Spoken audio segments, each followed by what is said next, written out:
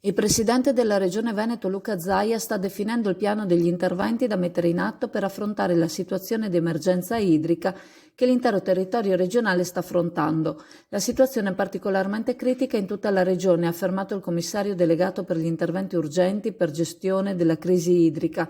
Il piano degli interventi prevede di agire da un lato per far fronte alla siccità con 192 interventi sulle interconnessioni per oltre 715 milioni di euro, dall'altro sul fronte della ricerca delle perdite con un investimento da oltre 400 milioni di euro mirati a far fronte agli sprechi. Inoltre gli enti gestori hanno già programmato interventi strutturali al fine di attenuare, se non di eliminare, le conseguenze di eventi siccitosi quali quello attuale, che sono stati inseriti nelle pianificazioni dei rispettivi consigli di bacino, appoggiandosi anche a nuove fonti di approvvigionamento sia in eventi siccitosi come l'attuale, sia in eventi alluvionali. Gli interventi previsti sono 192 per un costo totale di oltre 715 milioni di euro, di questi 72 milioni circa destinati al bacino del Po. Secondo caposaldo del piano del commissario per far fronte all'emergenza idrica, in Veneto il piano ricerca delle perdite, al fine di ridurre lo spreco d'acqua nel servizio idrico,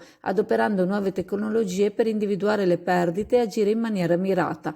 Un investimento che si assesta in 400 milioni di euro, recuperabili anche dal Piano Nazionale Ripresa e Resilienza. La riduzione delle perdite passa poi necessariamente attraverso la sostituzione e l'ammodernamento delle condotte.